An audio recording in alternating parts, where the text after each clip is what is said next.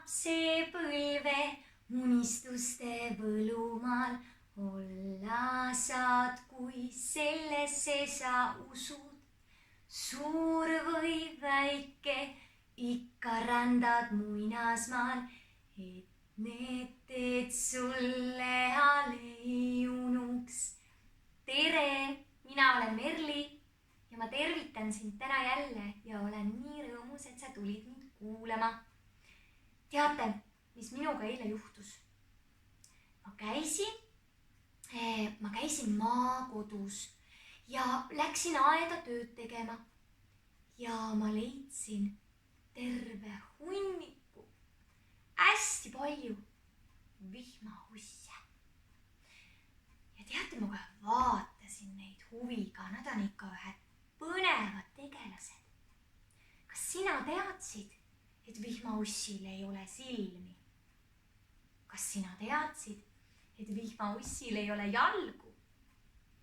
Aga ta on üks väga tähtis abiline aias, sest ta aitab selle mulla, kus sees kasvavad kartulid, porgandid, kapsad, kaalikad, teha nii heaks, et sina saad süüa maitsvat toitu. Nii et kindlasti hoia sina neil silma peal, kui sa näed, et nad on juhuslikult näiteks kuhugi roomanud. Võta nad ja vii tagasi sinna, kus neil on mõnus olla. Eks ju.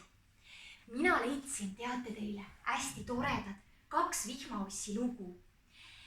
Need on kirjutanud Piret Raud ja on pärit raamatust Las laps loeb. Ja mina loen siis sinule ja kuula seda lugu, kuidas esimene räägib sellest vihmaussi lapse pimeduse kartus.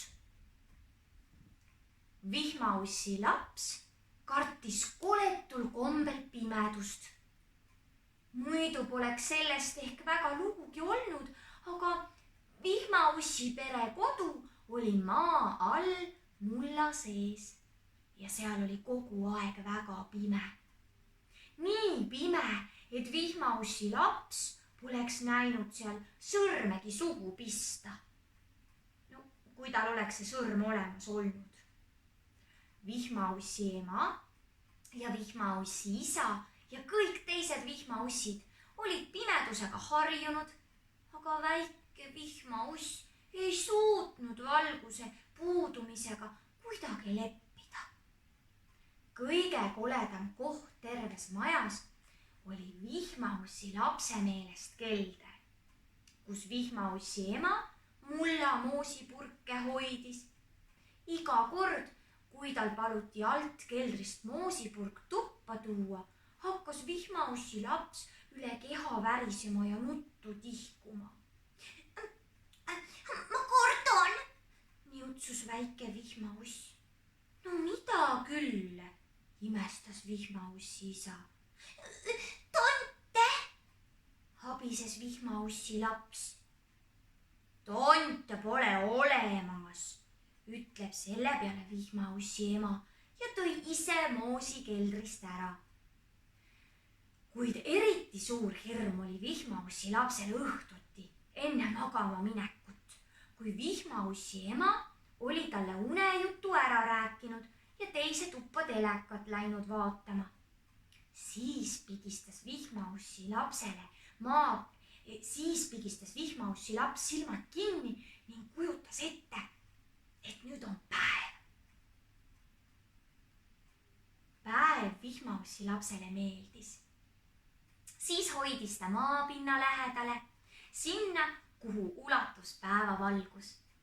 Eriti meeldis vihmaussi lapsele maapinnale pugeda ja mõne mõnusa mullahunniku otsas pikutades sinist taevalaotust uurida.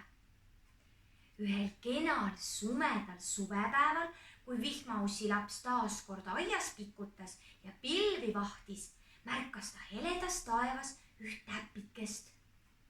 See muutus iga hetkega suuremaks, kuni polnudki enam täpike, vaid 2 tiiva ja kõvera nokaga hiigelkoletis. Vihmaussi laps kohkus. See oli ju rästas, täiesti elus ja täiesti päris rästas lind. Rästas tuli aina lähemale ja lähemale. Juba oli ta juba vihmaussi lapse juures. Juba avas ta oma koleda noka ja tahtis vihmaussi lapse alla neelata. Viimasel hetkel tuli vihmaussi lapsele elu sisse ja ta puges mulla kaitsvasse varju. Ta tundis, kuidas linnunokk tema saba otsa riivas. Vihmaussi laps tormas mööda pimedat mullakäiku aina sügavamale maapinna sisse, mis oli tema meelest nüüd väga õdus ja turvaline. Pimeduse kaitsvad seinad ümberringi ja mõnus kodulõhn ninasõõrmeid kõditamas. Ja mis oli eriti tore, siin polnud ühtegi tonti, vaid vihmaussi isa kõblas seinanajal ning mullamoosid riiulis. Vihmaussi laps võttis riiulist ühe purgi moosi ja sõi selle ära närvide rahustuseks. Õhtul voodis und oodates ei kartnud vihmaussi laps enam põrmugi. Pimedus tundus mõnus ja sõbralik. Siia tuppa ei pääse ükski lind ja tonte pole olemas. Ta oli selles päris kindel. Parem karta midagi, mis on olemas, kui midagi, mida ei ole olemas. Mõtles ussike, sulges silmad ja jäi magama. Võt selline tore lugu, Piret, raualt vaata. Ma näitan sulle ka seda ussikest. Võt selline väike ussike magab siin. Aga ma loen sulle ühe toreda loo veel. Vihmaussi ema kübarad. Vihmaussi emal oli unistus. Ta tahtis endale kangesti kübarad saada. Uhket, laia servaga ja sellist daamilikku. Sellist, mis laseks tema pihal paista veel saledamana, kui ta juba oli. Ühel päeval seadiski vihmaussi ema oma sammud kübarapoodi, et unistus teoks teha ja sobiv peakate välja valida. Poepidaja, vana väärikas sirmiku härra, oli lahke ja näitas vihmaussi emale mitut ilusat kübarat, millest 2 kenale emandale eriti hästi meeldisid. Üks neist oli lõheroosat värvi ja kaunistatud kollaste roosidega ja teine oli pruun kuldse looriga. Nüüd oli vihmaussi ema suures kimbatuses, et kumba kübarat ta siis valima peaks. Mida teie arvate? Küsis ta müüjalt. Kumb neist sobib mulle paremini? Need passivad teile mõlemad nagu valatud, ütles poepidaja heasoovlikult naeratades. Mina teie asemel võtaksingi mõlemad. Teie kehakuju silmas pidades võiksite neid kas või korraga kanda. Ühte ees ja teist taga. Teie pea ja teie saba on niivõrd sarnased. Tõtt-öelda mina näiteks ei saagi vihmausside puhul alati aru, kummas otsas neil on pea ja kummas otsas neil on saba. Vihmaussi ema meelest oli see ju suurepärane mõte.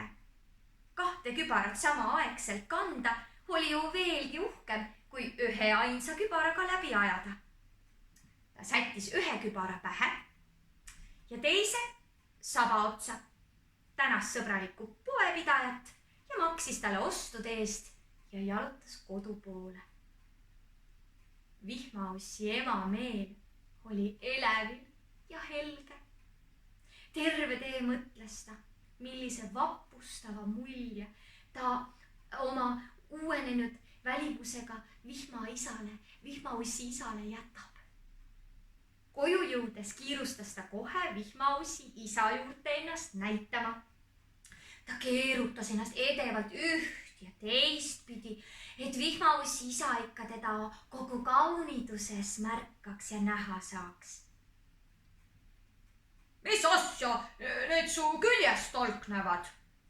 Küsis vihmaussi isa. Need on minu uued kübarad, hõiskas vihmaussi ema. Kas pole elegantsed? No ei, purises vihmaussi isa. 2 kübarat. Nii ei saa ma üldse aru, kus su pea on. Tahan sulle näiteks põse peale musi anda, aga hakkan hoopis sabale musi tegema. No see kohe üldse ei lähe. Võib-olla tõesti on 2 kübarat liig, nõustus vihmaussi ema ja võttis saba otsas kuldse looriga pruuni kübara ära. Aga selle 1 kübaraga olen ma ju ometi väga ilus. Või veel, hüüatas vihmaussi isa. Sa oled selle asjandusega nagu kännuseen. Mina küll endale mingit seent naiseks ei taha. Mulle on minu armas vihmaussi vanamoor hea küll. Viska aga heaga oma kübarad prügikasti. Ma lihtsalt ei või sallida, et sa nende kentsakatega, tobedustega niimoodi ringi kondad ja meie perekonnale niimoodi head nime määrid. Sellised te olete, ohkas vihmaussi ema. Panin kübarad kappi ja läks lõunat kööki keetma. Kuid päriselt ta oma kübaraid ära ei visanud. Ta hoidis neid hoolega kapi kõige kõrgema riiuli, kõige kaugemas nurgas ja siis, kui vihmaussi isa kodus ei olnud, võttis ta need ettevaatlikult välja. Ta pani roosa kübara endale pähe ja sättis pruuni saba otsa. Ta imetles ennast peeglist ja oli väga õnnelik. Sellised toredad vihmaussi lood Piret Raualt raamatust Las laps loeb. Aitäh, et sa mind kuulasid. Ja tead mis? Mina täna tahangi sinuga koos meisterdada ühe toreda vihmaussi ja miks mitte kohe mitu. Ja eriti põnev on see, et me saame need vihmaussid panna liikuma. No nii, meie meisterdame nüüd vihmaussi. Me ei hakka talle tõesti kübarat küll pähe panema, aga ta tuleb sama uhke kui koos kübaraga. Ja mina olen juba teinud endale siin 2 tükki valmis ja ma tegin ühe sellise lühema vihmaussi ja teise pikema vihmaussi. Vaata, see kollane on selline, kes on pikem. Ja sinine on lühem. Ja selleks, et teha sellised vahvad vihmaussid, kas siis pikk või hoopis lühike, siis vali endale üks värv, mis sulle meeldib kõige rohkem. Või võta selline värv, mis sul parajasti on olemas. Minul näiteks on siin olemas selline värviliste paberite valikus. Ma siis valisin täna välja sinise ja kollase. Ja ma teengi teile täna siis niimoodi, et ma näitan teile, kuidas seda ussi teha sinise paberiga. Selleks on sul vaja siis võtta üks värviline paber, pane see endale valmis. Siis sul on vaja võtta valmis endale ühed käärid. Siis on sul vaja võtta kleeplinti või sellist teipi, millega me kinnitame külge ussile vot sellised pulgad, eks ju, et need ussid saaksid niimoodi liikuda. Nii. Mina lükkan need siis natuke kõrvale ja muidugi on sul vaja ka pliiatsit, kui sa tahad vihmaussile teha silmad ja suu või joonistada ühe toreda näo. Nii, siis paneme siia kõrvale ja alustame. Kõigepealt võta kääridega, lõika paberist välja üks riba.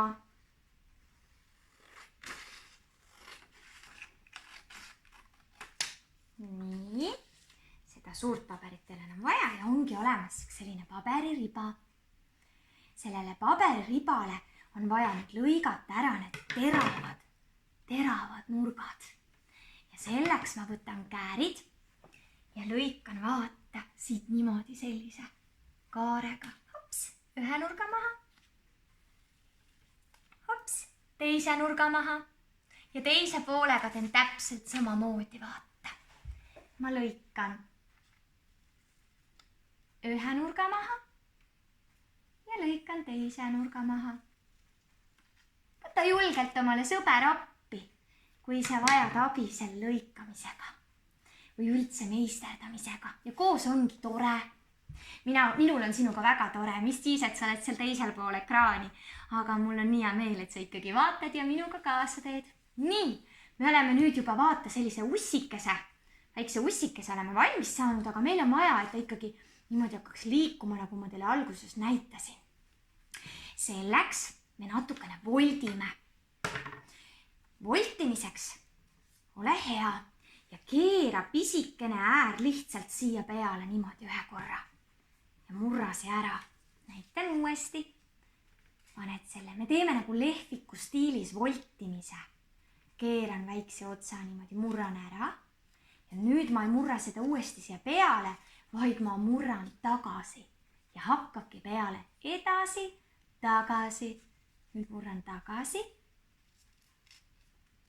ja nüüd uuesti murran edasi, tagasi. Kõvasti vajuta murdejoonet sisse. Niimoodi jälle teisipidi ja jälle voldin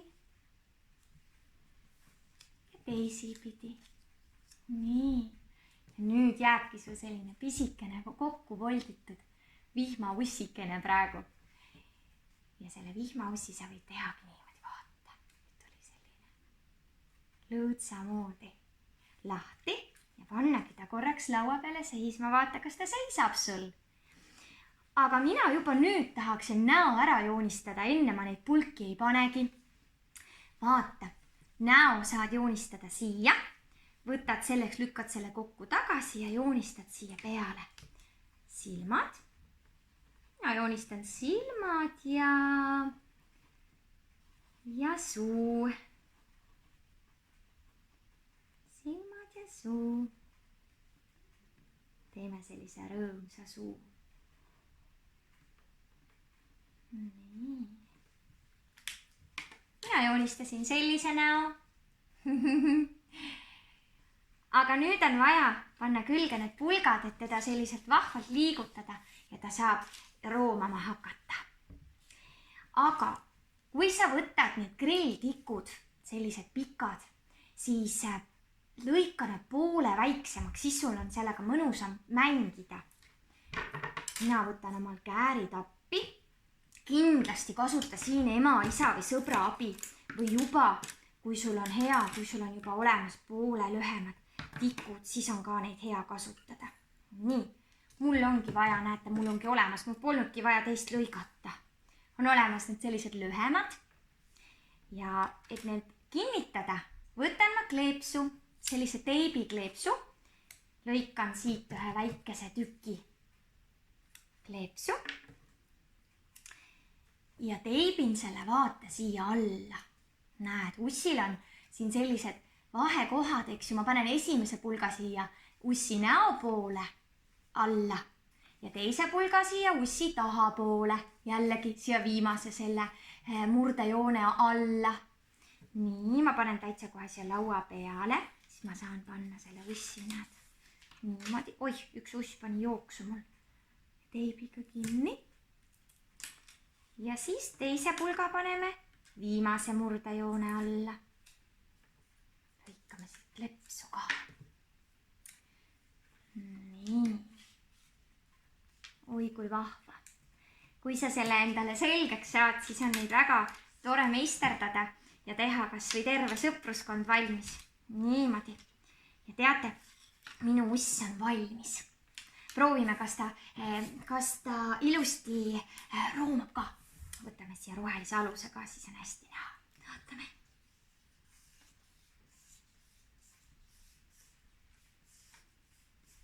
Väga hästi. No kuulge, minu ussike tuli täna selline ja sa võidki teha suuri ussikesi, väikseid ussikesi, peenikesi ussikesi, pakse ussikesi, igasuguseid ussikesi võid teha. Kurbi, rõõmsaid, üllatusi täis, nägusid, väga palju erinevaid usse saab teha. Aitäh sulle ja kes tahab, võib oma ussile meisterdada mütsi ka. Vot, suur tänu sulle, et sa minuga koos täna meisterdasid ja minu lugu kuulasid ja ma loodan sind järgmine kord jälle kohata teisel pool ekraani. Aitäh minu unistuste päev ja aitäh sulle, kallis kuulaja. Nägemiseni!